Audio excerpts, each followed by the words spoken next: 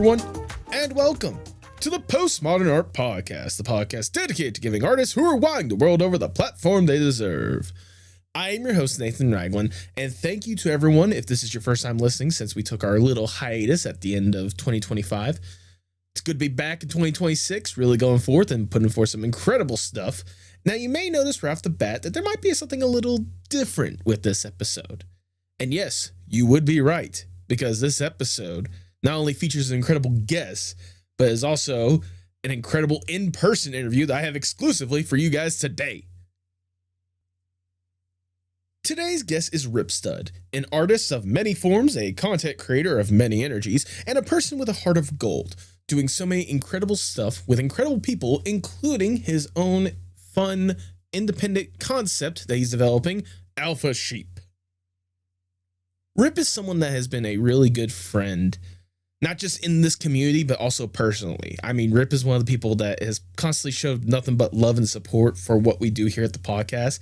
So I knew we had to get him on, especially with this fun opportunity to where myself and him and a bunch of friends were able to get together and record this thing in person. A very rare occurrence on this podcast, I must note. Whether or not it is an in-person conversation, I think this is a fun chat that I know you're going to love. So if you do enjoy the conversation, please make sure you support our guests in the links in the description below. If you enjoy the podcast, make sure you like, share, subscribe, or follow whatever audio streaming platform you prefer. Leave 5 stars wherever you can. You know I see that stuff. You know it genuinely makes my day. If you want to go a little further with that support, may I recommend you check out the merch shop at fourthwall.com. We have some amazing designs as done by some wonderful artists, including several featuring the incredible logo that you see on the podcast. It's done by the ever so amazing Roshan Galaxy. And I think you would look fantastic in this sensational streetwear today. But now, without further ado, please enjoy the Postmodern Art Podcast. 4, 3. Super hot. No, we can keep it going because I like the little banter anyway beforehand before the actual episode starts itself, fair. you know? Yeah, that's fair. Besides, like, we're doing this live. Like, why can't we have just like a little bit more lenient fun more than anything else? Are you nervous? Is that what's up? I mean, I'm a little nervous, I guess, but nervous? I mean, Why are you a little nervous? a little nervous. I mean, I want to make sure everything works, so that's more of the nervousness for like tech wise, especially at church. Like when something goes wrong, like when I was growing up in the Romanian church, like if one thing was wrong, everyone was just like, and we're like, we don't know what to do. Christian rep, help! I mean, to be fair, you're the one that wanted to go all above and beyond with the live technology stuff. Absolutely. So I take all credit. Not credit. No, take all the credit because I would not have even thought about doing even half of this setup right here. I was gonna say take account for anything that goes wrong. There you go. That's probably the proper way. But with that, I'll do my proper 3, 2, 1, and then let's actually get into this, shall we, people? Yeah. Are we excited? Yeah. I'm excited. Are you excited? I'm excited. Women! Working. All right. This is going to look like every standard like in-person podcast episode ever because it's 2 somewhat straight white men. Somewhat. Hey. I was talking about me. Oh, I was about to say, you said 2. Jesus. All right. Let's do this for real, shall we? 3, 2, 1. All right, Rip, before we really do get going, I must ask the icebreaker question of the podcast, if I may. Okay. Let's say you get to go to a desert island on your own accord. So it's just you alone with your thoughts. You get to kick back, relax, breathe, get to really enjoy yourself for a little bit. Mm-hmm. With accommodations. I shouldn't say stranded on a desert island, more like a personal B&B paradise away from society for a little bit. Mm-hmm. To make sure you don't go further insane on this island, you can bring one piece of media or one piece of art with you to help whatever kind of headspace you want on this island. If given this opportunity, what would that one piece be? So, question. Yes. Can this involve like tech stuff? Yes, absolutely. Okay. So, I've thought about this. I remember one time I asked, they were like, "Oh, well, you can bring. It's a specific island that like you have your own Wi-Fi." I'm like, "Oh, well, laptop in that case." In my head, but legit answer, if we're going just straight off of the boat like that, it's between 2 things. Okay. An electric drum set with a variety of music of my choosing that constantly gets updated. Okay. That I can, if I want to, listen to music or play drums with it, or a all-in-one art tablet PC. Ooh, Both are very interesting choices on that one. First off, the electric drum set. That's a very interesting. Like, what's the first? Why is that one of the first ones you think of, or why is that the ultimate like deciding factor? So, I mean, growing up, I've always loved playing the drums. So the drums were always like that go-to thing. I would always be tapping on things. I even have drumsticks in my truck. So like I always have the sticks on the go, and just music in general. I really like music. So. Okay, fair enough. And then with the art tablet, I think that's kind of self-explanatory with, what you kind of do. And Absolutely, yeah. Absolutely. But, given the nature of this question, if you have to choose at least one of those, absolutely, what's the one you're taking? I got to go with the art tablet if that's the case. Art tablet, fair enough. But regardless, that art tablet you're talking about, that is your answer. You're locking that in. Yes, I am. Then if that's the case, I cannot think of a better way to start the live in real life episode of the Postmodern Art Podcast. Welcome, everyone. I am your host, Nathan Ragland. Feel free to like, share, subscribe, or follow whatever audio streaming platform you prefer. You will look fantastic in the merch we have at the merch shop, although this is from Tay's merch shop. Link to that is in the description below. And follow us on Blue Sky, Instagram, TikTok, and most social media platforms at Postmodern Art Pod for future updates and guest announcements, including today's guest. He is an artist of many forms, a content creator of many energies, a person of a heart of gold, and totally not a furry. Welcome to the podcast, Ripstud. I like that last one. That was good. Totally not a furry. Totally not a furry. Totally. How you doing today, Rip? I'm doing good. It's been a day, but I'm feeling good. Yeah, is it better now that you don't have a mask glued to your face?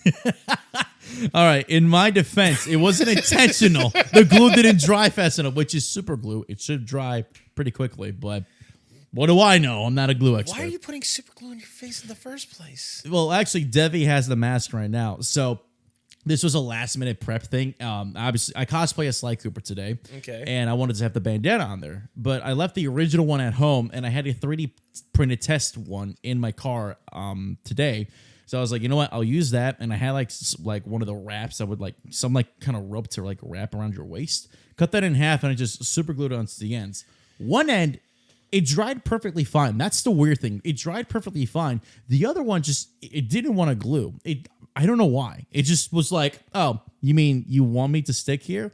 Sorry, we're going to be a problem. I love how Born in the background is just rolling her eyes so extremely with this situation. Hey, Don't only ruin my eyes, then don't glue a mask.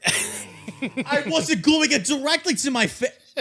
Anyways, how are you doing today, Rip? Other than that, I'm doing pretty good. That's good. I cannot tell you how excited I have been to actually do this kind of thing. Like, I know you and I, we've gone, what was it? We've known each other for years at this point, and we've been wanting to get this podcast episode down. But I know for us, we've also been excited to do it like in real life, in person. I'm so glad we're finally getting the opportunity to do this face to face, person to person. Absolutely. Like you're real.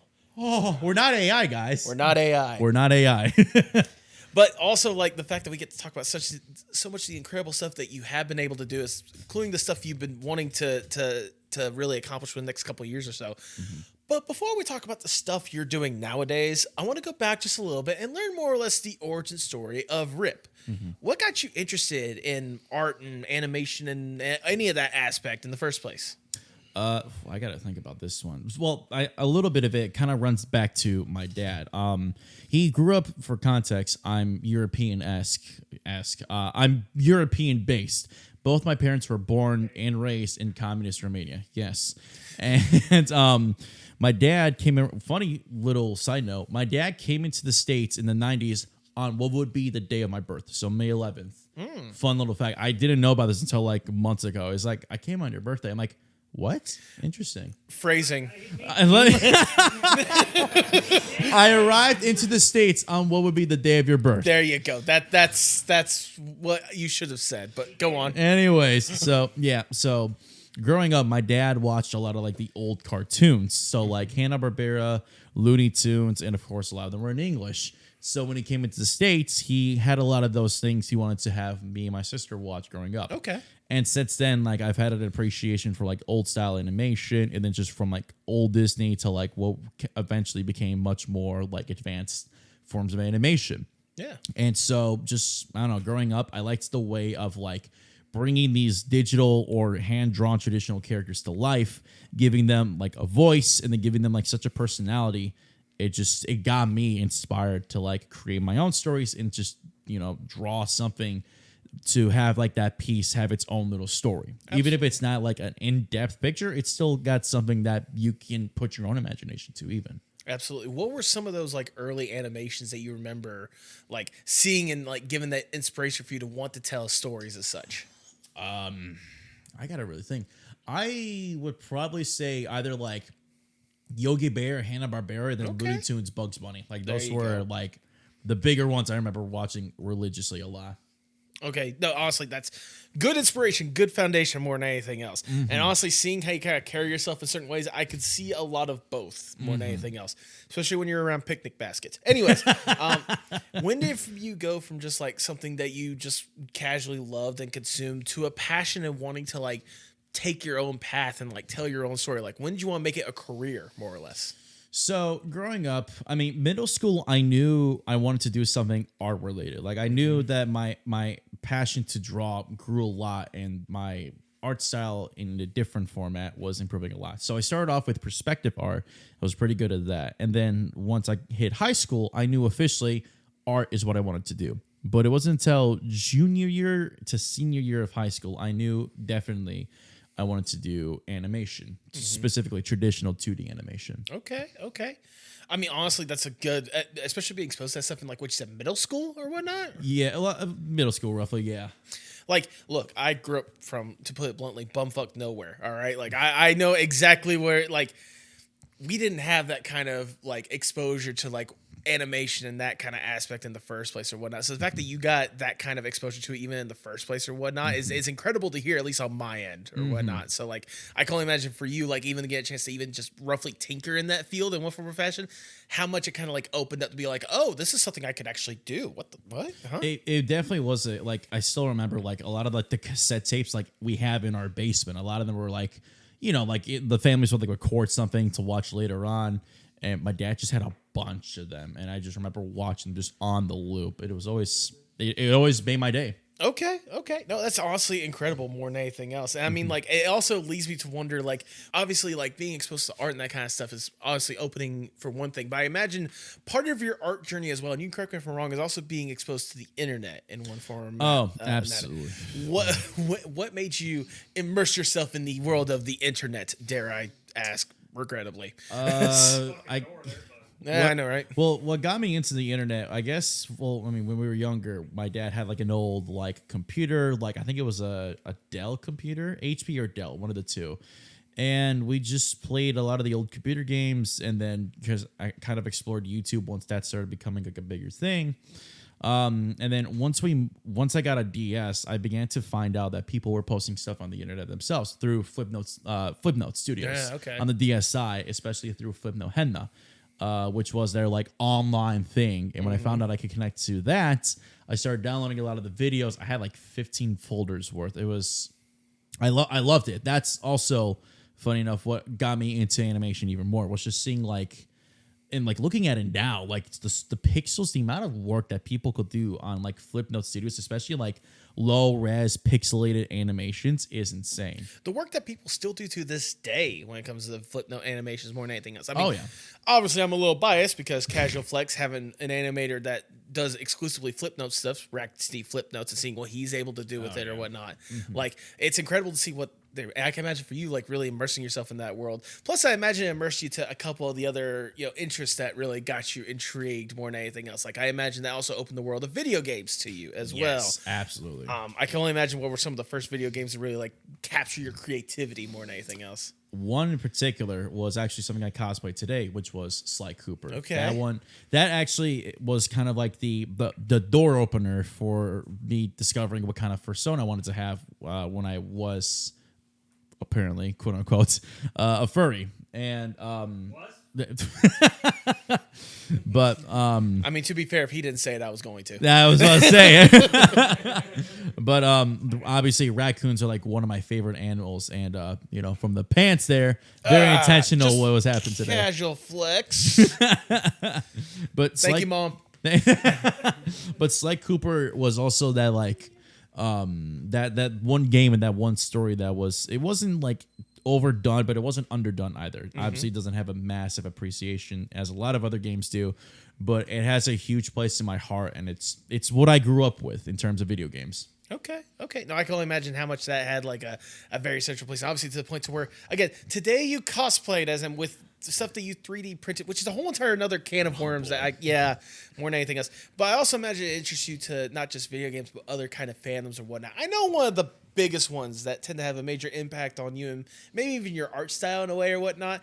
What is your obsession with My Little Pony? I figured that was coming up. So, My Little Pony, this is around the time when I moved from one house to another. And I think it was in 2010 to 2012, because I moved in 2011. And around like that time to 2012, I was looking for things to draw. And Netflix was kind of like that like area to where I would like find a frame, capture it, and then like draw it out on hand. Okay. And again, at the time, My Little Pony already had stuff out on Netflix, and I don't, being a boy, like, ew, girl stuff, yeah. So I obviously passed by that. But the more I observed it, the more I saw the colors, the characters, they just something grabbed my attention through that. And I was like, you know what? Let's see what they have. Because again, I was looking at stuff through Flipnote Studios.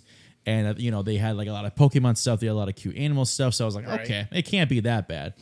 And the first episode I still remember watching, it was Rainbow Dash and Applejack having like some sort of like competition against each other. And they both lost. And Twilight came in like 5th or 6th place or whatever out of like a dozen different ponies. And I just remember liking that episode a lot. And I sat there and like, okay, I'm growing into the show, and I found out that there was a huge fan base or a fandom with guys in there as well. Yes, bronies, we are acknowledging you today. And it's funny because in high school, I actually did a report on like, being a brony is pretty okay. And in that report, I mentioned references that a lot of guys would have gotten. I mentioned the guy that played Q in Star Trek. I forget his name, the actor's name. Is that Q? I think it was either Q or he was one of the Star Trek leaders or something like that. I forget entirely. Okay. But the guy that played him in Star Trek is the voice of Discord. Okay. There's a lot of Doctor Who references and just references from those shows. Rick and Morty became one later on. Something, I think, what's the guy? Another Cook, a bunch of different shows were like, kind of like mentioned in there. So, there were references that guys themselves would also enjoy. But, again, it's more the show is about friendship and such, which is for kids and targeted at girls. But, It was John D. Lacey, by the way. John D. Lacey. Yes, thank you. Sorry. Oh, Jesus. No, you're good. Yeah, so it was John D. Lacey. Yes. Yeah. Yes. Okay. There you go. And what was I gonna say? No, it's great to hear that like it had such an impact on you. Please tell me that report was not an oral report. Was it an oral report or was it? I think it was just a handwritten report. Okay, because if it was oral, I can only imagine the amount of bullying you probably had on top of all the other. Shockingly, I wasn't that bullied. I remember in elementary school, yes, but in like high school, not. No, I'm saying if they knew about the My Little Pony stuff a lot stronger than. Well, a lot of people in high school also knew I drew a lot, so like a lot of them kind of knew what I liked and such. So like it wasn't that bad. So they knew that you were a furry then. Yeah, actually, yeah. And you still are now. No. Okay. You got me there. He thinks I'm a furry. No. I mean, it's also great to hear that like a show like that, especially with like the connections, because it's not obviously it is not the first time My Little Pony's even been brought up on this podcast more than anything else. But like seeing the impact it's been able to have like just throughout many different generations at this point is always incredible at the end of the day. Oh yeah. I can only imagine for you, like on top of obviously like just being a fun place, how much it also like informed and inspired your art as well as like leading into it and helping to bring that to a different level. Absolutely. A big thing also was like, and I know some people here, more specifically Tay, MLP became a huge impact because when I was growing up, I did a lot of multiverse stories growing up, and that's kind of what got me more into storytelling. And MLP was a major inspiration for that too later on. Interesting. I mean, especially with all the different ways that they could be able to tell stories, especially with like the different generations of ponies in one form or another. Like, I can only imagine. Have they ever had like a multiversal story like in My Little Pony? Someone can probably correct me on this, but I don't think they definitely referenced some like of the older stuff. Like I know there was an episode with Pinkie Pie like having multiple clones, and one of them is just like, bet you can't make a face sillier than this, and it's just like an old school drawing of one of the ponies or whatever. Oh, gotcha. So that was a reference to like the old like kind of art style and such, which was pretty funny. Gotcha. And also, I imagine, obviously, with like developing communities and developing stuff like that, that eventually led you to being part of other groups, not just like, locally, but also like with the online thing, like I established beforehand, including a good group of friends that to this day you are able to get together and even stream with sometimes, known as the Tough Scenes. Oh yeah, the tough scenes. Now, I'm curious, how did the Tough Scenes even come to be? So, to put it very directly, this was back when Ashley had like a bit of a smaller like audience. Back when Has Been was like still very much like in the pilot development. Ashley Nichols, by the way. Ashley Nichols and Cadaver Dave, who was a part of the Farfetch writing team. And both of which are also former guests of the podcast. Absolutely. I love to casually flex on the live episode.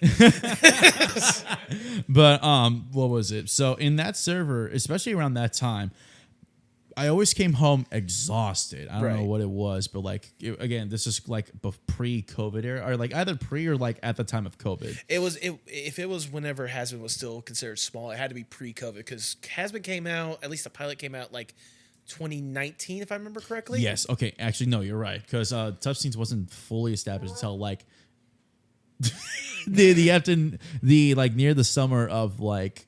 Actually, it was, I would say, like the middle of 2020. So, but what happened was they were having a call and I fell asleep in the call. Okay. And so Matt joins the call. I was like, hey, what's up, brother? And like, I'm asleep at this point. So I didn't even know he was there.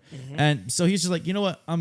There's no way this guy's actually asleep. And like, apparently he sat there for like 20 minutes or so, or like a good time. He's just like, this guy's really not kidding. So that's kind of how we met. And then eventually that's how you met while you were asleep. Yeah. And then he started joining back a few times. Okay. But then like we just started having more private calls and just like solo conversations and such. And then we just started doing like doodles and stuff like that. I'm like, we should kind of make this a thing. I'm like, I like that. Now, as time kind of went on, as an artist, the solo artist of the group, like doing a lot of the comics, working constantly, and just doing a lot of other stuff, I don't want to say I stepped away from it, but like the comics themselves kind of took a bit of a halt. We've been doing gaming stuff and streaming games.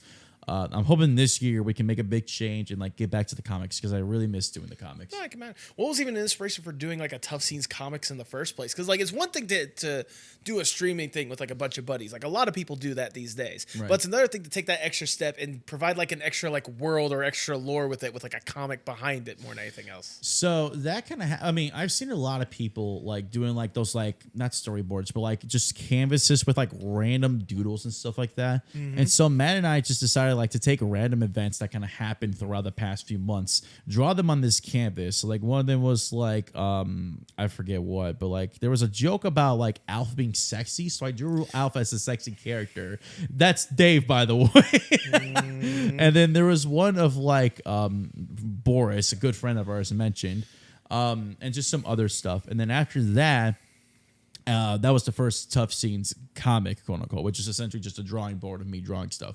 Then the second one is when Matter came around, and we just started like adding more drawings and stuff. And essentially, it just became like an out of context like ask of like random drawings in there. Yeah. And then that just eventually developed more and more into doing actual like pieces with the actual art just plastered on there. Then I think it was 2024 where we actually tried to do an actual comic, which, I mean, we did finish it, but something happened there that we kind of like had to remove one of the pages. Yeah, exactly. I can only imagine. Yeah. It also does leave me also curious as well when it comes to like not just when it came to the comic, but just kind of your process in general. Because obviously, like you said, you saw a canvas and thought, okay, let's do Sexy Alf more than anything, like, or whatever the thing was. What is the process even like for you when it comes to creating art in the first place? Just in general, or yeah, just in general. Depends. So it'll be either like from some form of media. Mainly music was my go-to. So like I would always listen to some kind of like song or just, you know, something that would like be in my head, and like a story would emerge from that song. And I would like find a specific spot in that song that I think would like really capture the entirety of like in one picture. Right. And I would just, you know, make a sketch and then just cap that song on repeat a lot of times and then just draw straight from that. Okay. I mean, I know a lot of people have that kind of visualization when it comes to like music more than anything else. I mean, some people have full on music videos playing in their head whenever they actually, listen. We all are guilty of that and whatnot. It also makes me wonder as well, like when it comes to like the music aspect of it and whatnot. There's got to be like a particular like favorite one that you have based on like a song more than anything else. Like one that was inspired by a song directly, made you like sketch it out full, out there. I gotta really think. Admittedly, it's been a bit of a hot second since I've actually drawn something, just because 2025 has been something for a lot of us. We're in 2026 now. Or 2025, I'm sorry. No, we're in 2026 now. No, I'm saying in 2025, it was a bit of a hard process for me to get anything drawn out. Right. But for a specific song, I would probably have to get back on that one because at the moment I can't think of anything right off the top of my head. But I can say a few inspirations were definitely like, again, Eminem, Vin J, who was honestly one of my favorite like individual like indie rappers right now.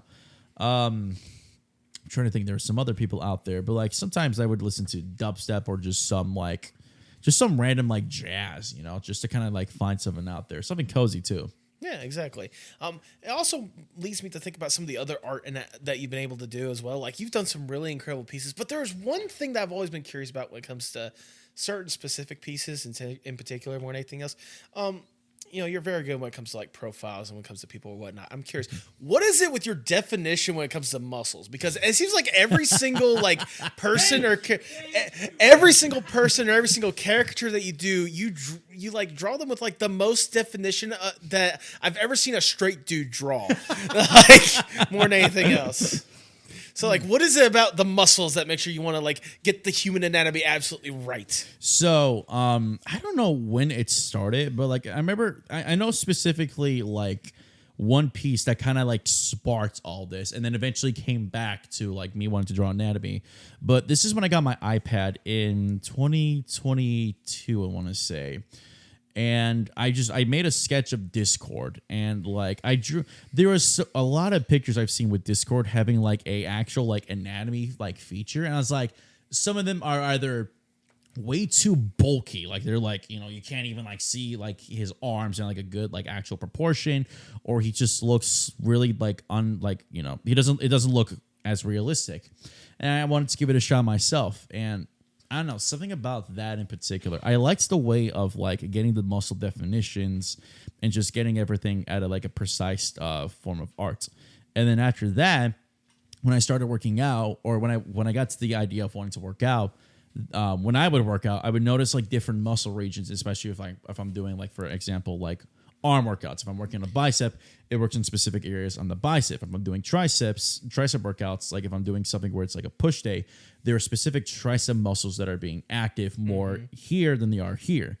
And when I noticed that more, it gave me a better perspective on like how to draw, like forearms, how to draw the lats, your quads, just different regions on your body. And then once I learned about all those, I implemented them into the drawings. And as I mentioned, Discord was a huge muse for that, because with such a lengthy character as Discord. Yeah. I was gonna say for reference, me when I am editing this later, put an image of Discord right here to let people know what Discord actually looks like, and then Rip, go to your thought process. What made you go from lanky noodle of a character to the most jacked being in the universe? So again, that's what got me to because I got an iPad in 21. That's what it was. Okay. And then 22 was when I started taking Discord to a whole nother level. It was something about, like I said, because people made images of Discord with actual anatomy. I didn't like it. I put an implement into it myself. But when I liked that picture a lot, I wanted to improve on that. I actually wanted to get better proportions on Discord. And I don't know, something about my style and the way that I implemented Discord, it worked for me. I wasn't doing too much of it. He still had his lengthy body, but proportions were still, and at very least, accurate with the way his body worked.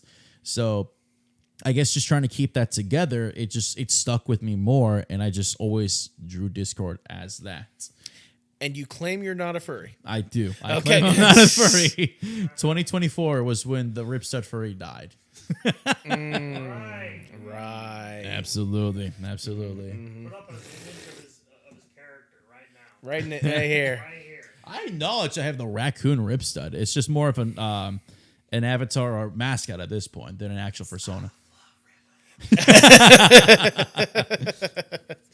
Oh goodness, no, but I mean, regardless, I mean, even then, I will give you credit when I say like the definition of whatnot. You do a really good job, like really identifying the anatomy or whatnot. That's something that not a whole lot of artists can really nail down like perfectly more than anything else. You do a really good job, really identifying it on all different forms, like whether it be the lats, the abs, the rhinoceros cock. I mean, it's, I definitely still have a lot to learn because like there are muscle regions where I'm like either getting a little bit too much or not hitting properly or like I'm drawing, I should say. So, I'm still like shading is more so that area that I'm trying to improve on because it's better with an actual shaded effect than an actual line art. Absolutely, that's fair enough. It does also leave me curious because we talk about a lot of the pieces that you have been able to put out there, and I imagine the Discord piece is definitely up there. But I have to ask, out of all the digital art you've been able to put out there, you have to have a personal favorite that you've been able to work on up to this point. I have a few. So if I don't know if I can rank them all by one. I'll give you a few. Okay. One of my personal favorites. This was back in 2023 when I was learning about a new method of shading for myself. Because this is when I started using Clip Studio Paint for rendering and shading, and it was such a huge game change for me. Right. It was a thumbnail of more an art piece of me, Dave, Cole, and Jacob Takanashi playing Evil Dead the game when it was just released, or roughly. And it's me and Dave. It's all of us, me and Dave in the car, Jacob and Cole on top of the car. I'm driving the car. The inside joke with that is I drive reckless in Evil Dead the game. So it was it was fun seeing me like all giggly and joyous, and everyone's like having Buckle up, buckaroo. Everyone's just like having a panic attack. So that's one of them. Okay. The second one I would have to say is, this one's my personal favorite. It's a Fluttershy Discord one that was, again, inspired by this like multiverse story that I've had since like middle school or whatever. Okay. And it takes place in an alternate universe from the original story. And it's when Fluttershy and Discord together in a greenhouse, like personal bathhouse or whatever. And it's like a beautiful scenery, and they're just like chilling in there together in the water or whatever. One of my personal favorites, because background art is another thing I love working on. Okay. And this one's going to be a hard one to pick, but I did do one recently for a friend of some of the boys in the Tough Scenes grew up in ours. Okay. It was a friend of ours, Ash. It was her birthday. And so Matt commissioned me to make a art piece for her. It was a WWE inspired piece of one of the fighters or whatever. I forget her name, but essentially she was like on the ropes, like arms like this, and just kind of leaning against them. All of us were in the audience and like the ref just screaming at like some of our friends, like, "Hey, get out of there." And just having a whole audience of people and such. And I loved it to death. I mean, I'll have it posted up here, but was it Rhea Ripley? Had to be Rhea Ripley, right? Probably. I'm not familiar with a lot of the names. Based indeed. Based indeed. I mean, no, honestly, like, because I remember some of those pieces. I definitely need to see the one for Ash that you're talking about, your friend Ash. But like the other ones, I remember whenever you did drop those, and again, like I can't help but think of just like the good definition that you have when it comes to just each and every single one of those pieces, and like the emotion that you got with them more than anything else. But I think that even with what you've got there, I think your best thing is yet to come. Anyways, but I think it's because like you have been working on a lot of incredible stuff like in the past, but I think there's one concept that I have been excited to hear a lot more about at this point. I want to know about this webcomic animated series, however you're going to present this thing that I've been noticing online here and there called Alpha Sheep. Yes. I would love to hear about for those who have no idea what in the world we're even talking about in the first place, which I imagine is a lot of people. How would you describe Alpha Sheep? So Alpha Sheep, it is a webcomic, firstly, just adjusting mic here. So it's going to be a webcomic format, and in the possible foreseeable future, I want to do like illustrated audios for this. Okay. So like it's also going to be like in image format, but we're going to have like people voicing over the lines, which I think almost everybody here is actually, no, there is one person here that isn't. There is a few people in this like room that are actually voices for some of those characters, which I'm really excited for. And I had the pleasure to introduce these guys to these characters, and I'm so happy with the people that I picked for this. Oh, absolutely. But Alpha Sheep, essentially, it is it's based around more specifically two characters, Anthony Joseph Whitelock and Aston Calton. And Anthony is a young male ram who is going to a fashion school to make a change in the fashion industry. Ooh, fancy. Fancy indeed, yes. So his whole thing is growing up, he's had like such an eye for fashion. He doesn't know why. He loves the way of like different styles and different like different methods in which people would make clothings, and he always loved doing. He just loved anything fashion related. Right. But he also grew up a very shy individual, and in the story we kind of find out why he's very quiet, very like shy and all that such. But essentially, he gets to a point to where he decides he wants to get into fashion design. He wants to not eliminate a lot of the fashion, not groups, but brands. He doesn't want to eliminate them. He wants to overcome them because for example, they're not actual in the comic, but like, for example, like Gucci, Louis Vuitton, like Calvin Klein. Yeah, that Gucci, Louis. They're all like overpriced, like merchandise and like products where it's like a black t-shirt for like $1,000 plastered with the logo of like, those brands.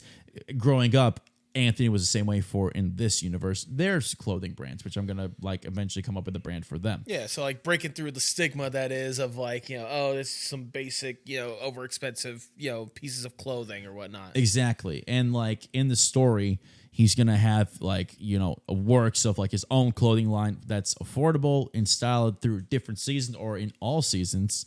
And just anyone can wear it. It's not for a specific class of people. It's not for a specific group of people. Anyone can wear it whenever they want to and however they want to. And Aston is his best friend in there. So the approach I have for this story is in the perspective between both of them. It's not particularly about one person in most senses of the story, but it evolves around both of them. And we see a lot of things in both of their past, specifically Aston's past. Okay. And there's a lot of stuff I can drop in there. All I can say right now is that his main thing, sort of side main thing, is he's a construction manager. So like he takes contracts from people and he builds houses and such as like his side kind of thing. And he already has which was taken over from his dad, because his dad was also a construction manager. Adopted father, I should say. Okay. So that one I can drop. He is adopted, Aston. Oh my gosh. But oh Lord, I got the vibes. I can't believe it. But Aston is adopted, and he took over his father's construction business. Okay. And he kind of learned to have like tough skin, so like, when to put his foot down and such. And you'll definitely see a lot of that in like some portions of the story, especially when it's like a really serious moment. But as for his main gig, that one I'll leave for you guys to discover once I start getting it out there. Because actually, the prologue I have officially fully written out. Hey, yo. Which I'm very happy for. It's just now I need to start working on the pages. Right. Which my goal for this year, at least for my personal New Year's resolution, is to at least have half of the prologue like fully like in pages drawn out and out there. If not fully completed, then at least half of the prologue. That's my goal. I will say what may help. Again, I love dropping little nuggets. Casual flexing on previous guests I've had on the podcast. But the guest I had before this episode, or maybe Seth Kearsley or whatnot, the guy behind 8 Crazy Nights and all stuff like that. He's working on his own comic right now, and one of the things that he is doing one of the things that he did is he had a challenge for himself to where he tried to post like every single day, just just working on the panels and stuff, like little videos or whatnot. It's kind of like a bit of like an accountability thing more than anything else, like something to consider more than anything else if you really want to like go forth and be serious with this goal. Like not only like actually make the stuff, also like make a video showing people, hey, I'm actually working on the stuff. Right. But regardless, like even then, like what little nuggets you kind of just said right there, whatnot, that's a lot of incredible like thought and that you put into this concept more than anything else. How did you even come up with this idea in the first place? So funny enough, it was inspiration from a lot of different areas. So two particular ones was from it's Korean. I know it's in the Korean region. I don't know. I'm going to assume South Korean for obvious reasons. Which one of these is a Soviet? No, it's not. Actually, let's not play that right now. I'm going to assume Korean or Japanese. It's primarily those two that I see a lot of. But there's a specific movie, and someone may know where it's from. But it's called The Gangster, the Cop, and the Devil. Okay. And to kind of give a quick summary, it's about this serial killer who goes around, like the major cities and just, like either causing some he's driving, rear-ends someone, traffic accident, and then kills them. And there's two main people. There's a cop who's like, one of like I think he's one of the best, and then there's a gangster over there, like one of like the big one higher ups. Again, not sure if it's Yakuza, which again that's Japanese. I don't know if it's Korean also, the Yakuzas. Not important. I believe that's Japanese. Okay, so I'm not remembering if it was Yakuza or not. But regardless, he was like one of the big leaders in like the gang group or whatever. And he became a victim to the serial killer. He survived, obviously, because he's a pretty big guy. So this cop and him kind of like team up together. I say that in quotations because he obviously doesn't want to work with the gangster. Of course. But they team up together. They have a temporary alliance. Exactly, yes. So they work together to try to get this serial killer. So the inspiration of like this gangster kind of working not sort of with the law, but in his own way, So almost like a vigilante, I guess you could say. In a way, yeah. In a way. So that idea I kind of ran with a little bit. Then I'm mentioning Sly Cooper again. Like I said, Sly Cooper became a huge inspiration for a lot of these things. It was actually the name in the story. So Sly Cooper has a grandson in the story that I had, and his name is Aston Cooper. And if you picked up on that, Aston Cooper, Aston Calton, I just transferred the name over into the stories. But essentially, I just kind of came up with in this story, Aston kind of takes over Sly's place. His father died when he was very young, so Sly kind of taught him everything he knows. And again, in this story, similar premise. Eventually, just kind of working not with the law, but not against it either. So still kind of doing like Sly Cooper things, but more so in a very more held back kind of way. That's fair enough. And I mean, even then, like with that being kind of a good foundation for it more than anything else, that's honestly, it's really impressive. Now I'm thinking about it more than anything else. The fact that kind of like evolved from like that inspiration of like the movies and stuff like that, and as well as this little like side thing that you had to kind of develop these like characters even more and such. And I can really tell already that these characters, from what little I have been able to see of it and what I'm showing to you guys in the video or whatnot, they really do mean a lot. They're very personal for you. I know, like, for example, I wanted to make sure I brought this up in particular, but the main character you had named Anthony for our good friend Fox, in fact. It's kind of a way to honor him more than anything else. Yes. So explain a little bit more. Anthony Joseph Whitelock. I didn't initially have a middle name for him, but the reasoning for it was because our friend Fox passed away. His name was also Anthony. And as a way to kind of like remember Fox as a more personal memorial for myself and for our friends, and eventually for people to kind of figure out, I took Fox's middle name and put it with Anthony, because since their names were both Anthony, I thought this would be a nice little Easter egg. And to kind of add more to that, Anthony becomes friends, or he is friends with a Fox character whose name is Joseph Ramos. I think that's how you pronounce his last name in the story. And like, Joseph is another inspiration for Anthony. I won't go into too much details, but essentially kind of like how Fox was to us, he inspired Anthony a lot to do what he loves doing. So this is kind of my way to contribute Fox. And, of course, he will have a very good ending. I'm going to be sure to honor his name in that. Absolutely. And I mean, even then, like, it's not even just like the obviously the Fox, memorial of it all. Like you said, you even had a lot of people there in this room witnessing this episode right now, providing voices for some of these characters. If you want to shout them out real quickly. Absolutely. So, Anthony Joseph Whitelock, the voice actor's not here, but our buddy PJ is voicing Anthony. And honestly, like, it took a while to get that like visual of it, but PJ does have a good voice for singing, and he's kind of got like the character for how I would picture Anthony for being. And once we worked the details on like how to actually perfect the voice, I think PJ will do perfect.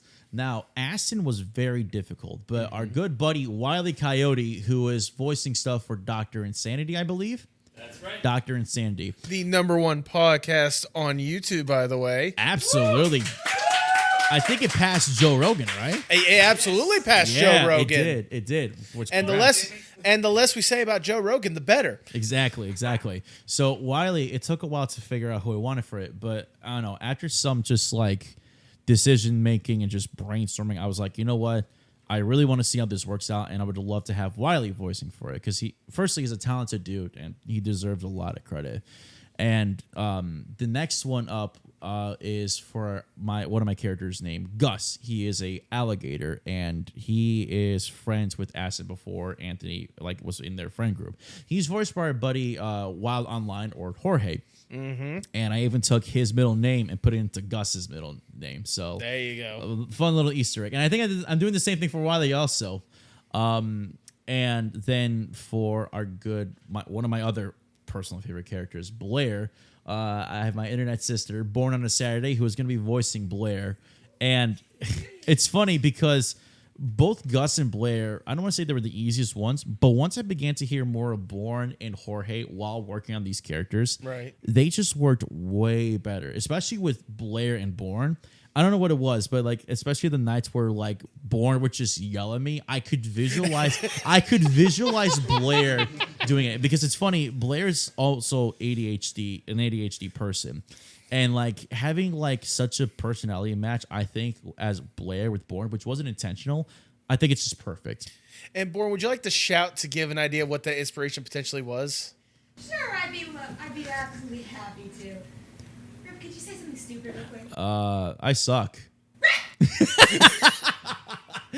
Just often this. I suck. I hope the mic picked that up more than Oh, anything. Okay, good. I'm sure it did. Oh, that one did. Either way, we're Perfect. sure to get it more than anything else. Shout out to not only the people that you introduced, but all three of those people that you introduced, with the exception of PJ. I say, but all three of them, again, former guests of the pod. It's so weird. Absolutely. It's almost like we're friends with very similar circles. There is one more character I've yet to find a voice for, so I'm still working on trying to figure that out. He isn't really in the prologue book. He's going to be more in the other books. Okay. But, his name is Valentine. He is Anthony.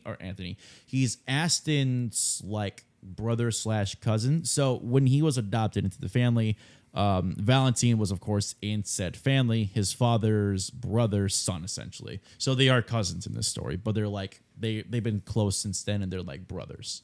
Essentially, Valentine helped them out through so much, which is a bit of a hint for something. So keep that in mind. Oh, I like how you're teasing, even though we're not going to see it for Lord knows how long at this point. I am curious, though, for those that, they're hearing this stuff and they're thinking, wow, this is actually something that I would be very Well, actually, before I even go on to that question, one of the things that even caught my attention, because we talked about some of the other art that you're interested in, or the things that you're known for, like the digital art, web comics, all that kind of stuff. What made you want to focus on fashion design more than anything else? Is the emphasis for the story? Well, so the fashion design it's not really the main portion of the story, but for Anthony specifically, I don't know. I don't want to say we see a lot of that. We don't see a lot of that in media and stuff, because there's a lot of movies where it's just yes, darling, you need to get that. What do you want? Who are you? You're an intern. You're not gonna make it. At the end of the movie, you made it, darling. I believed in you. So yeah. I know. I don't know. I just felt having a different spin on something, trying out something different for myself at least. And in a lot of comics, I would say a lot of it's sci-fi, fantasy, adventure stuff, not really involved with the reality. And that's also kind of what Alpha She will have. It's a lot of realistic, I don't want to say events, but things that definitely happen in real life that either we don't see, that we don't acknowledge, or we do acknowledge, and it's not really anything we are humanly capable of controlling. So fashion design, I think, just was kind of that way of giving Anthony that personality of wanting to give to the world, right? Because feeling he doesn't have much to offer, this is his way of offering that. Absolutely. Again, I really do appreciate that, especially with that. I imagine that's also something that you kind of also personally struggle with, or something that you also think about as well when it comes to wanting to help out more, wanting to be involved more than anything else. I mean, we certainly see that not just with how you were able to get your friends involved when it comes to that, but also with the way you've been able to, when it comes to streaming and stuff online, how much you've been able to give back to charity and stuff like that, especially with tough scenes and whatnot. What was it about having the platform that you have to get back to whatever, to charities and different aspects of it? What made you want to make sure that was a major emphasis for how you present yourself? I mean, just growing up. Firstly, I grew up in a Christian household. I still consider myself a Christian. I'd say devout Christian, because I don't want to be I go to church every Sunday. I'm active in the church, I should say. Yeah. I work I'm the tech leader of our church and such. So kind of like helping out and like giving, like not a portion, but like basically just like charity such. Yeah. It was always something Giving back when you can. It's that, yes. That's kind of been something I always grew up with. And I think it just stuck to me a lot more because it's like, even if I can't really make a big impact in this world, helping out in some way I can, providing some kind of light, something that people can, whether it's money or if it's someone's, being happy, that was my way of seeing that there is a change that can happen. Yeah, absolutely. So it definitely stuck with me a lot. I mean, I imagine you've been able to have a lot of incredible opportunities to be able to give back in one form or fashion. I know one of the biggest ones that I remember very fondly you doing, and I think this is how I even first heard about y'all in the first place because of the people they had involved, was the charity for the voice actor. I'm trying to remember what his name is. Ayers, I think it was? Or Chris Ayers, yes. Chris Ayers, yeah. Yes. I can only imagine having charities like that, or even just the other ones you've been able to do through other avenues, which one of them we might be talking about in a quick second. Hint, hint, wink, wink, nudge, nudge, cough, cough. But being able to do that kind of stuff, whether it being able to do that kind of stuff in the first place, I imagine is a lot of fun as is. Just being able to stream online, have a good time with friends, be able to raise that money, but that kind of what's the word I'm looking for? I'm not confidence. The peace of mind knowing that you're actually doing this for a good cause and actually helping out more than anything else. Mm-hmm. It's got to be really surreal, especially with the amount of times you've been able to do it and how much you have been able to help out in one form or fashion. Oh, absolutely. Especially that stream in particular you're talking about. This was one of the first big charity streams we had. I don't know why, but we wanted to go big with this one. So this was when we had the Honeycast with us. We had Ashley Nichols, Cadaver Dave, Michael Kovac. We had Ed Bosco, which I was shocked we even got Ed in the first place. Mm-hmm. I emailed him and he's like, "Oh, okay, what days?" I'm like, "Really? Yeah, that's it? I didn't have to do anything else?" Rip. As someone that has been doing podcasting and has been emailing tons of people over and over and over and over and over and over and over again, yes, it is surprisingly that easy. Yeah, but then we also got I forget her name, but Crystal. We also managed to get Crystal for a little bit, and when she mentioned we also have Chris Ayers with us, I'm like, wait, seriously? So, having him, he wasn't there with us through the entirety of the stream. Yeah. But the fact that he even was able to speak in the live stream was such a huge honor. I'm still not familiar with 100% of his stuff. Right. But the respect I have for someone as talented as him will always be an appreciation I have, especially since he was, going through a lot of stuff at the time, which rest in peace, by the way, to Chris Ayers. Rest in peace to the man, more than anything else. And I mean, especially for an actor like him, a voice actor like him, it's kind of hard to really indulge yourself in everything he's been able to do. Because in fact, that as someone that has dabbled into voice acting like yourself here and there or whatnot, it's really hard to keep up with everything a person can get involved with in one form or fashion. Right. Yeah. More than anything else. But I imagine that has also led to again, doing more charity streams with especially some good friends. Because as cool as it was to have the Honeycast and all people like that, it's not the people they also had on the stream that soon became your regulars when it came to just streams in general, or even the charity streams or whatnot, even leading to a point to where there's a certain group that we may or may not be constantly doing charities with, or at least starting to do charities with more. I believe it is the snooze defiers. I think something like that. What is it? Hold on. No, let's talk about the sleep deprivers. All right. I was gonna do a bear I'm just so sleep deprived. Sleep deprivers. Yes, the sleep deprivers. You want to talk about the street? I was going to say street deprivers. You want to talk about the sleep deprivers a little bit? No. Okay. Yeah. Okay. Thank you. So the sleep deprivers. This originally wasn't even really a group because it was brought to me by Tay. Because they wanted to do something, I forget. It was for Ash and Plot, I remember, right? It was for Ash and Plot at first. So it was originally a stream, just three of us doing something for Ash and Plot. Then after that, we had such a fun time that we decided, let's make this an actual, continuous thing as a group, Mm-hmm. So we came up with names and such. And then eventually, I don't even know who brought up the sleep depriver name, but eventually that's the name we brought up. Was it PA that brought it? Yes, so PA was the one that had the name. We had so He technically also designed the concept for the logo as well. perfect. There you go. So PA was The final version, but the concept itself was drawn on like an envelope. He did it. there we go. So PA was the mastermind behind everything, and then I essentially they asked me to hop up with the streaming and stuff, which I was absolutely happy to do. And since then, it's just we've done streams for different groups for our friends mainly and such. It's been a fun thing. We've even done something for your channel too. Well, not really my channel, more my personal sake, because my laptop is slowly but surely crumbling apart, and I could really use the money to help get a new one to make sure that I could keep making more podcasts like this. Just saying, people. We're working on it. Slowly but surely. Slowly but surely. But I Absolutely. mean, regardless, like it's incredible that you even want to take the effort to do this in the first place, like more than anything else. Because I mean, like, I think you can easily test this, especially looking in the world sometimes. It's very easy to just kind of like, screw up, I'm going to do my own thing, like just do what I need to do. But like the fact that you are going out of your way to do the incredible stuff and like having fun while also taking the opportunity to rally with your friends and do a good time, like it's a really wholesome kind of way to like go about content creation in the first place for you more than anything else. Absolutely. Like I said, whether it be with the tough scenes, with the sleep there, I have fun with it all the time. Especially like the first few streams we had, I still remember like just some of the things I would personally do in the streams and just having everyone enjoying themselves, whether it be what I'm doing or if it's just all of us together. It made me see just how much fun I'm having with all this for the good cause. And then just, again, having all of our friends together, I enjoyed a whole lot. And it's honestly, these two are amazing co-hosts, which shout out to Tay Draws and PA, Pop Out Panda. Which are currently in the room right now. If y'all want to say something super duper quick. Two different people right there. I mean, those are the two other people that are involved with the sleep deprivers. You're so right. You're so right. I'm sorry, last time I checked, it wasn't Ripstud and the sleep deprivers. It was the sleep deprivers. Sorry, what was that? No. No, these guys, they do huge help with the sleep depriver. So I don't want to take all the credit for it. It does also lead me to wonder because obviously with this content creation field that we are all a part of in one form or fashion, and being able to put yourself out there online with, whether it be through Twitch doing the live streams or even having some fun videos that you're able to put up on YouTube more than anything else.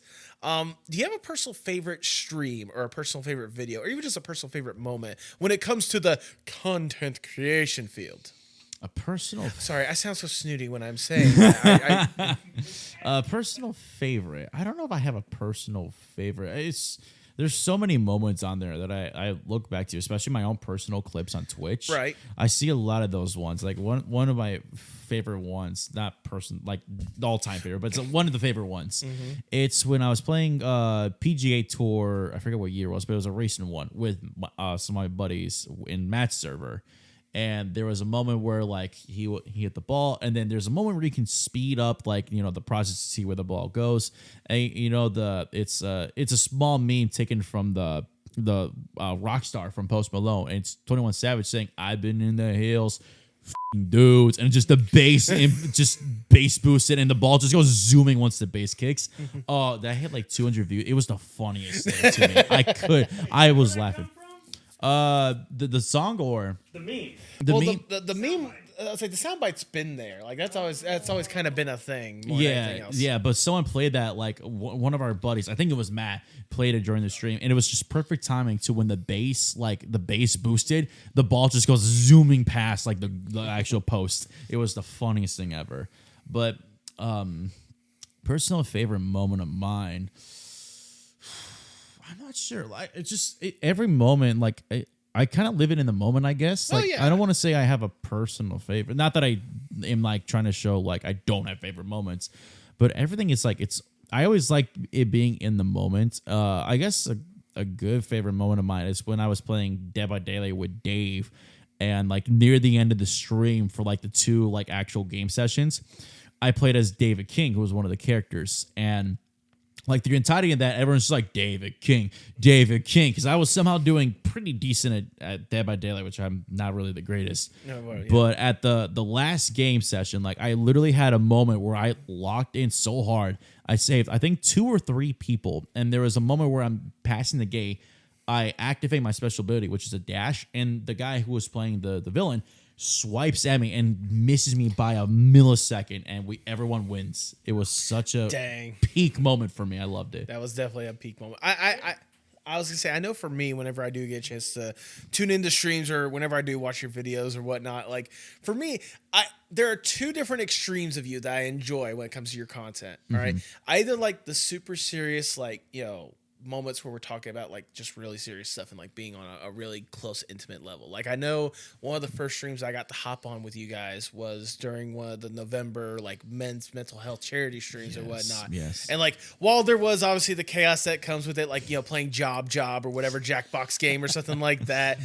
The fact that we had the dichotomy of having that and then having this serious like talk down moment about like hey, this is the struggles that people are able to go through. Like finding that good dichotomy, especially in a field like this, is always a tough act to juggle. But you do a good job with it, at least in my opinion. Think of that stuff. I also like the moments that are just pure absolute chaos that there's no way to stop, no matter how you do it or whatnot. Whether it be like, for example, playing Repo with like half the people that are in this room or whatnot. Or peak or absolutely. Like there's so many different like just moments where you are just the most chaotic energy in the room, and that could be either the best thing possible or your worst nightmare. Oh, absolutely. And to bring that up also, like the serious moments, there definitely been a handful of streams, especially like at the beginning, not at the beginning, but like a little bit after I got so more comfortable with streaming, where I just not opened up, but definitely was more like engaged in like different things. Because I think one of the other things too is like I didn't like a lot of these like streamers that are always not over the top, but they definitely just they like to, in a way, just kind of like make themselves look like a fool and just kind of mock a lot of things in reality. And I think just kind of like connecting with people and being able to engage in a certain like familiar area, it was always something that interested me. And again, having that chaotic moments, those were definitely like it's something that I like to bring to the table, where it's like, hey, answer funny gag line here, and then I die in Repo. It's like, hey, how the are you? Oh yeah, I've mastered learning the censor button too. It's just being so fucking fun, Yeah. Do what you need to do with that one. We've talked about a lot of the stuff you have been able to do or whatnot. Like, it does lead me to wonder, because like here you are at this point, like you've got a really good like group of friends that are able to help you out with this stuff. You got a good community behind you that shows that love and support. Like, I have to wonder, it has to be kind of surreal to you, like given how long you've dedicated yourself to this, like whether it be just like the casual, hey, enjoying the Yogi Bear or the Bugs Bunny or whatnot. So here you are right now with this unique situation with so many incredible people that we're even talking to right now. It has to be like super surreal, mind blowing to think that you are in this position in the first place. Absolutely, it really is. Like it's even when I first started like getting into like Discord, essentially, because a lot of my main reason for Discord was just high school friends and such. Yeah. And it was a very small group of people, and then essentially that got me to getting into when I was on Twitter back when Twitter was actually good. Voice acting, and then I found like this person who was doing art and like or an audio illustrated drama. So I was like, I'll audition for both the voice line and for the artist role, which I got the artist role, joined into that, and that's when I had a more broader perspective of like internet people and just like other people there. Which one of those buddies I still talk to from that group, who was I would honestly personally say one of the few first internet friends I've had, the real Tom Ryan. Shout out to him, by the way. Love that guy to death. Would love to do stuff with him. Okay. But like, just stuff like that, especially like looking back at it now, like I still remember how I acted back then. Like I'm introverted a lot of times. So like I can be very quiet. Shockingly, like I was gonna say, knowing you personally and how you're able to project yourself, you saying you're introverted is saying a lot. It really is, but like you have to see me like with like a massive group of people, especially with Romanians. Like I can be a pretty quiet person. Okay, but when I'm very comfortable, like especially with everyone here, like I'm definitely like all over the place. Like I can. We've noticed. Yeah. So like I definitely have my moments where I can be kind of quiet and shy. Like especially in school, I definitely have been like a bit of a quiet individual, kind of to myself. I only had a small selected group of friends. High school hit, I had a bigger friend group, and then as the grades went on, it shrunk, which would happen in high school. But again, like if given the right group of people, I'm very much so like open and such. No, it's very interesting. I mean, it also leads me to wonder, like, you know, you've been able to come so far with it, like, with what you've been able to present. It leaves me curious, what are you hoping to accomplish as you keep going down this path and doing more with the art, like with Alpha Sheep, or more with the streaming stuff? Just to kind of be an inspiration, a light of some kind. Like I always talk as if like I will make it one day, which I don't want to be sitting here like, you know, boasting it if it never happens. But like if it ever gets to that point one day, I want to be remembered as someone who took something and then made it into something big and then just became a jerk or just not a psycho, but just essentially just taking things for granted, you know, and then like becoming a big shot and like, you know, just being disrespectful all the time. And I want people to look back at my old stuff and then see the new stuff and see it's like Markiplier or Jacksepticeye, like these kinds of guys. They inspired me essentially to kind of like, you know, open up and like kind of have like try to have the community like not be closed, but more so like a family, you know, because, you know, you have a lot of fan bases that I could easily drop names of. Oh, yeah. That just have their fan base being psychos, like they're absolute freaks, nut jobs. And I've never liked that. I've always wanted to have a community that's like connected, whether or not we agree. Because even some of us, we have ideologies, whether it's religion, politics, you know, we disagree and stuff, but we know how to be civil about it. Exactly. And that's my whole premise is like, even if I am like firm on my beliefs, I'm not going to belittle another person, attack another individual because of what I understand, what I believe, or what I think is different than other people. And I could be wrong on a lot of these things. Unless that other opinion is illegal or just downright atrocious. Absolutely. But even then, like, I still remember like conversing with some people here, especially Christine. Like, I remember on the last, when we went to MegaCon, we just had a long conversation. And like, I remember like one thing in particular was like, there's some things I don't agree with, but like, Christine is a huge person I respect because Christine has shown a lot of support for the tough scenes, just my personal streams too. So shout out to Christy also. And, you know, like that's always been my thing too, is like trying to like reach out to people and just, you know, like whether it be my way in as a Christian to spread the word of God or just be an example of, you know, a Christ-like figure or just being a man of God in general, that's something I'm hoping I can accomplish in a good form. Whether people hate me for it or they think I'm annoying for it, I'm going to stick to my guns and try to be that person that I know I can be. And with God, I believe I can do it, you know? And I'm not ashamed to admit it. And you're sure you're not a furry? Absolutely. I am well positive on that since 2024. Okay, sure. That's what you say. Anyways, no, I mean, honestly, like what you said right there, in all seriousness, what you said, that's a really, I'm glad you have that kind of conviction and kind of that like confidence in yourself that that's how you want to like continue to go forth and do the things that you want to do. So why don't we go a little above and beyond with this next question, if I may? And I give you more or less the dream scenario. Oh, okay. Let's say I am Big Shot Mr. Moneybags. I come up to you and I'm like, look, Rip, we know what you've been able to do. Like we've seen the things you have on several different fronts of art, and we know there's a potential for you to do more. You just need a little extra push, a little extra platform to get you to that point. We have access to everyone and anyone in whatever industry possible, and more money than there should be possible. We really should be giving it back to the animators. Make sure that they have, you know, stuff like a place to live, you know, quality life of living, insurance, all stuff like that. Hashtag stand with the artist forever. Yeah. Wow, words. Where do they go? There they go. Fucking window. Hashtag stand with animation forever and always. That's what I meant to say. There you go. But we'll get to them. We will get to them, I promise. Right now, we're focusing on you and you alone. Mm-hmm. If given this opportunity, what would be the dream Ripstud project? The dream Ripstud project, I would love to get full gear into Alpha Sheep officially. And I would like to start working on a project I've had since college, which has been shelved for a few years now, something called Olympus, which is an animated series, originally a comic series, which after a lot of brainstorming and a lot of like just really sit down, just kind of gathering my thoughts, I decided it would be much better as an animated series. And since then, I've dabbled back into it a little bit, nothing crazy, but just kind of going back and thinking about characters, rewriting some stuff, adding some things here. Olympus, I would love to bring back. And I would love to show off these characters again. Because I've done some redesigns in a few of the characters on a few streams. But essentially, that's what I would love to do, is to just have an animated series out there and just, having something for people to enjoy. Okay. No, honestly, it's a good thing to aspire for more than anything else. I mean, especially like you said, how much you've already want to even just do what you're doing now and want to explore it. Just basically having the resources to be able to actually go full forth and provide the vision that you want to see. Like, yeah, why not bring that to reality more than anything else, Absolutely.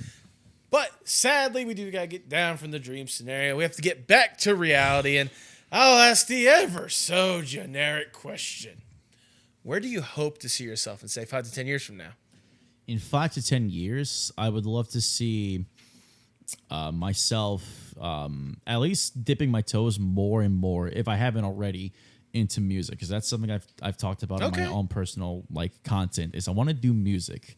I remember I used to make instrumentals back when I was starting college. I had a lot of fun with it. I've improved on some things, but there's a lot more I can improve on, and I would love to start doing music.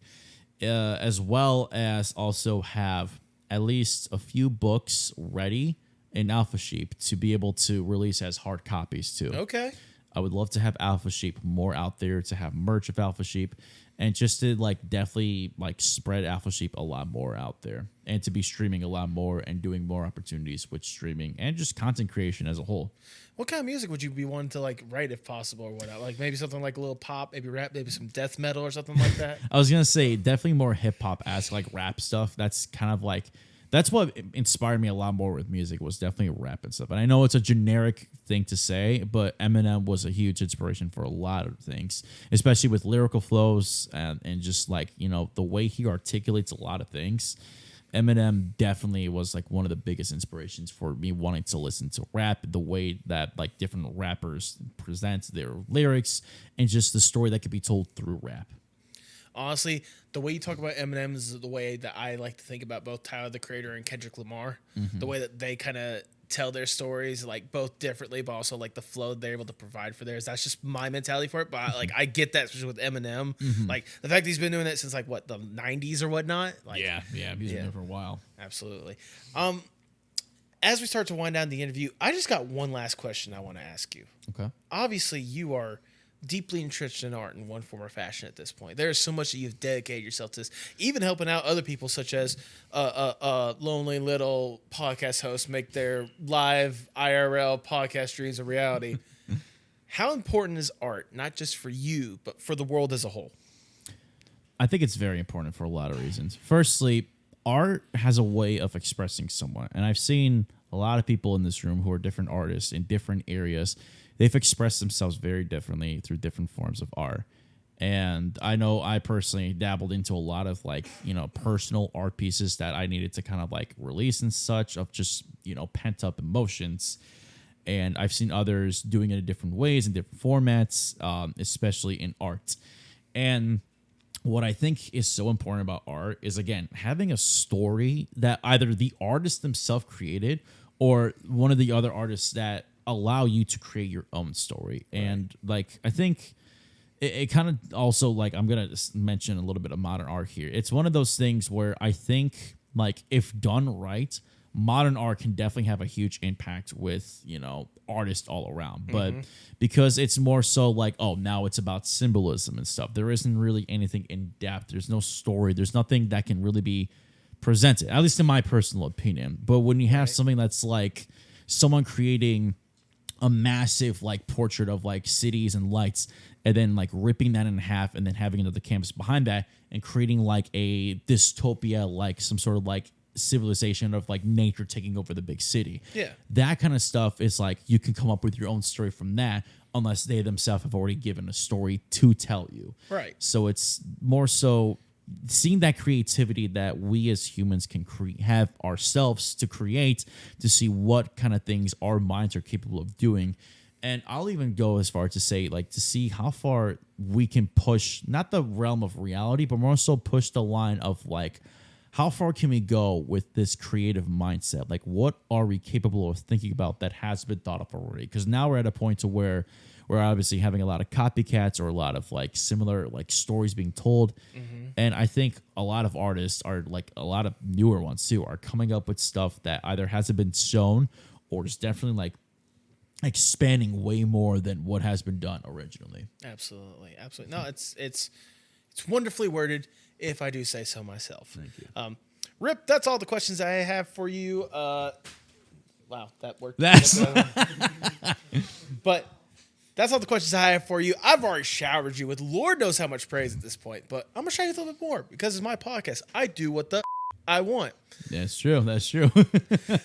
Now, in all seriousness, Rip, like I said, like we've known each other for years at this point. I still remember you guys, you being part of the tough scenes. Like I remember you guys inviting me to be part of like, you know, the group and being part of like some of those early streams or whatnot. Like it was really nice, especially for me at that point being literally a nobody. Like, you know, like, yeah, I'd had Dave on the podcast, I think it was, or whoever it was at the time. But like, it's cool to know that you guys had that love to really want me to be involved. And like, I've really felt like you're basically a brother to me at this point with how much you've been able to be there and supporting not just me, but supporting everyone that's, you know, both in your community and even those that are in this room. Like the amount of impact that you've been able to have on so many incredible people.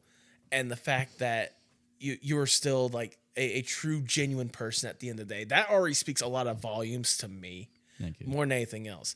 But even then, the additional aspect of it, of you being such a talented person on so many different levels, genuinely, like, you know, freaking when it comes to, you know, communication skills, the art skills or whatnot, you know, the cooking skills that you showed with the cooking video that's going to be on your channel at some point, maybe, who knows? Keep an eye out.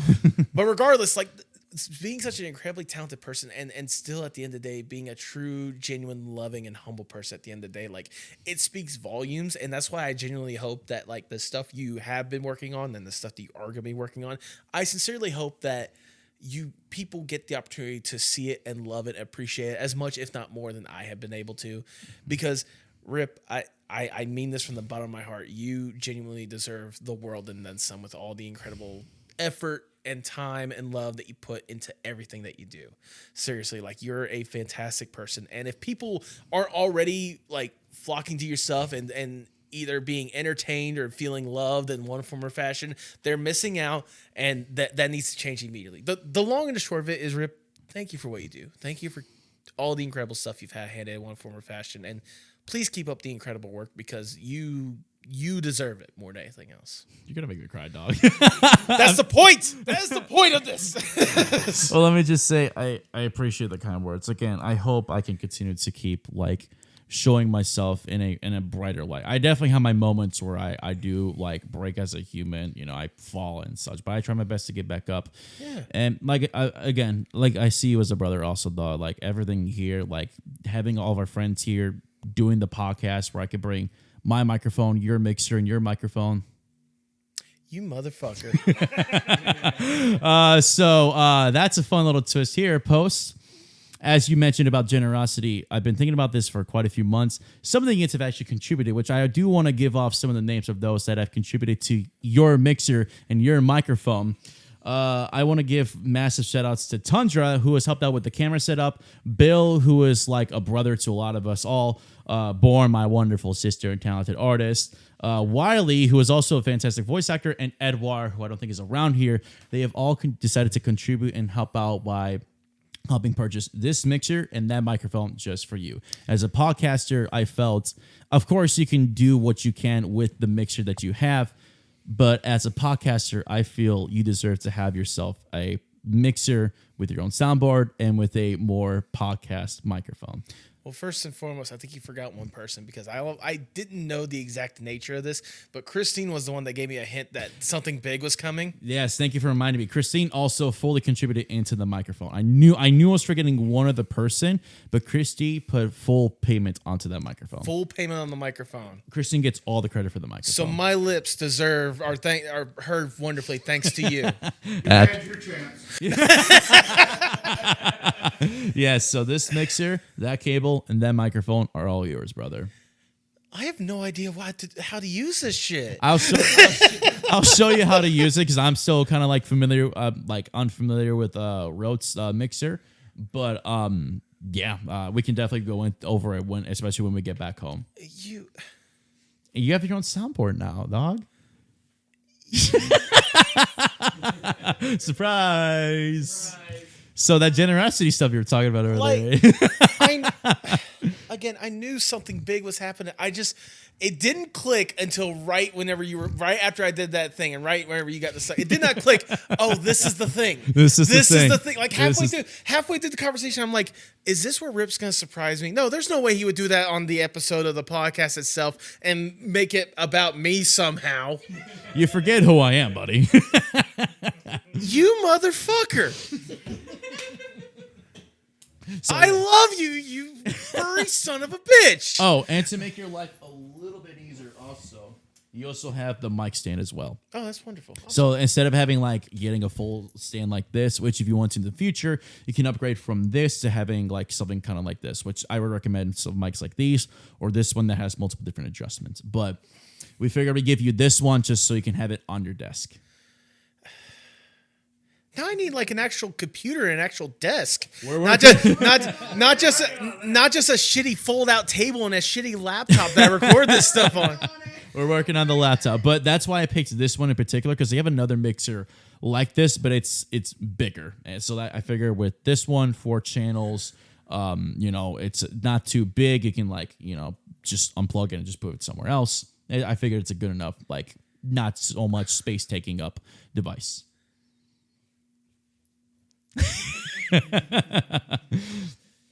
You guys, I swear. Love you. I love you too, guys. Lots of love, brother. God, how am I going to bring this back? That's why I kept all the boxes, because I didn't want to just bring the devices themselves. You beautiful furry bastard. I'm trying everything in my power not to cry right now. God. Bottom line is you deserve this equipment. And especially with how far you've come as a podcaster, honestly, again, you really deserve a good equipment. And I want to be able to provide, as a tech person, something that I think you can be able to use on your own day-to-day usage, especially when we help you out with getting a better laptop and equipment to be able to record stuff.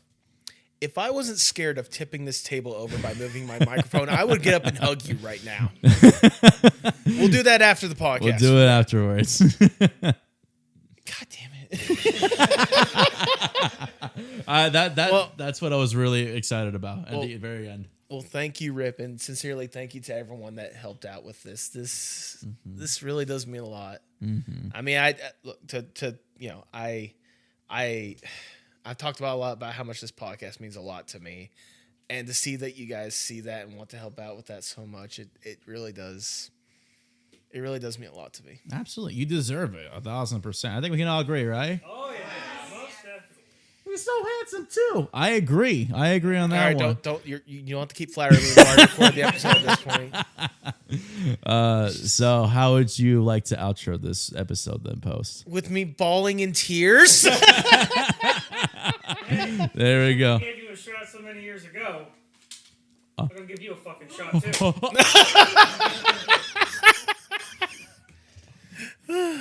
I've been jokered. Meringue. You had that the whole time? Yes. Yeah. He got that at David Buster's. Oh, beautiful. I've been waiting. Well, you get what you deserve. I tried to give him a moment where I was saying the different kinds of music, like the death metal. That's why. I saw the gun. I was like, interesting choice of gesture. What's with that? And now you understand. Now I understand. Well, Perfect regardless, after that emotional moment, thank you, you beautiful bastards that are in this room. More than anything, love you too. Mm-hmm. For those that, back to the reason why we're here in the first place.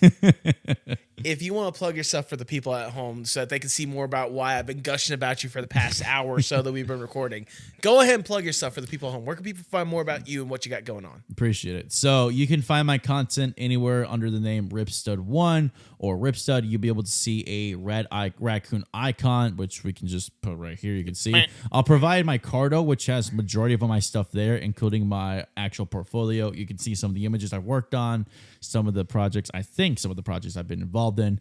But you'll be able to see a better example of a lot of my art stuff there, my TikTok, and a lot of that has a lot of like more comedic art sketches. My Twitter, which I haven't really posted on, definitely has some of my art pieces there. Twitch and YouTube, I'm hoping to get more active on YouTube again, but Twitch is where I'm most active at. So it's Ripstud on Twitch, twitch.tv/Ripstud.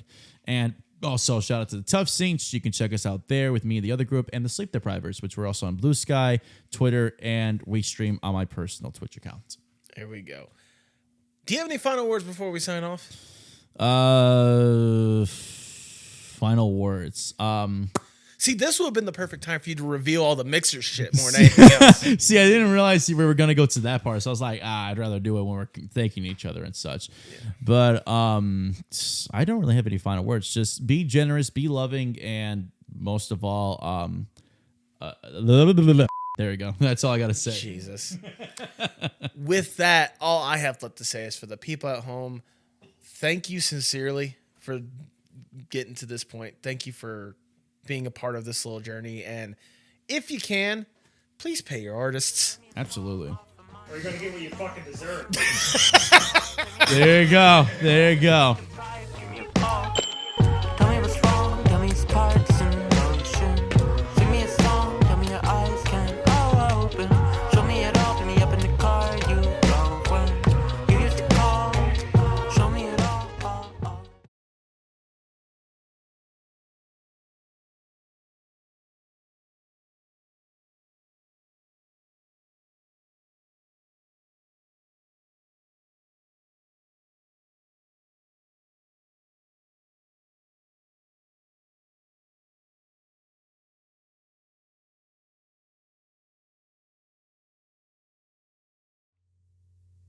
Thank you so much for sticking around to the end. If this is your first time listening, I cannot tell you how much I appreciate it. Like I said in the intro, this is an episode that I have been excited to do, especially in person. And of course, the surprise at the end with the new audio that you guys are hearing with the new mixer and the new microphone, that was just the cherry on top. Rip, if you've gotten up to this point, I know I've said it a million times before. I'll say it a million times again.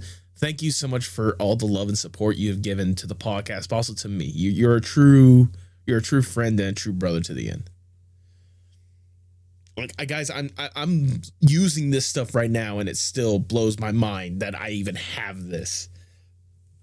Like, don't get me wrong, I'm nothing but appreciative of this stuff in the first place. I just was not expecting it whatsoever, you know? Like, I've done a lot of this podcast stuff, not really by myself, but at least on certain aspects of it, just focusing on getting the resources I needed on my own end more than anything else. So it always surprises me whenever I do get a little bit of help in one form or fashion, whether it be recommendations for a fun and fantastic guest that you guys do recommend, and trust me, I really do love and appreciate it, or whether it be obviously this improvement when it comes to the equipment more than anything else. I'm still getting used to it. I'm still adjusting to it. You probably heard throughout the episode, and you're probably hearing through this where there's times where the levels aren't exactly steady, and there might be times where, you know, flashes up and louder. When I'm still getting used to all this stuff, guys, but it's stuff like this and the continued love and support you guys have that really make my love and appreciation for this stuff, for this craft in the first place. It really raises it to a completely different level and just makes me excited for me to do more with you guys. Like, if I wasn't already motivated before to do more with this podcast and just in general, just content creation in general, this is certainly kicking my rear end into gear and taking me to a different level of wanting to just do more, just in general. I don't know what more looks like yet. I'm still figuring that out. I was able to think a lot, especially during the little hiatus that we had, but just know that I have I don't know, I guess a fire under my tail end to just do more. We'll see what that turns out to be. I have a few ideas, but just know at the end of the day, like, it's going to be stuff that I know it's going to be a lot of fun, not just for myself, but for you guys. It's going to be stuff that we can all sit together, love, enjoy, and just really just can't get enough of. I hope you guys are willing to stick by my side through it all and continue to show that love and support more than anything else. It really does mean the world that, I mean, I am even able to get to this point where I can proudly say, hey, I had people help me out get a professional podcast setup. It blows my mind. I mean, look at how clean I sound. I don't think I've ever sounded this good before. It's just, I count my blessings every single day when it comes to the people I've been able to meet through this podcast, and it just makes me excited for whatever happens next. And I hope that whatever does happen next, you guys are with me for that entire time, and everyone involved, can have a wonderful, fun, fantastic, fabulous time at the end of the day.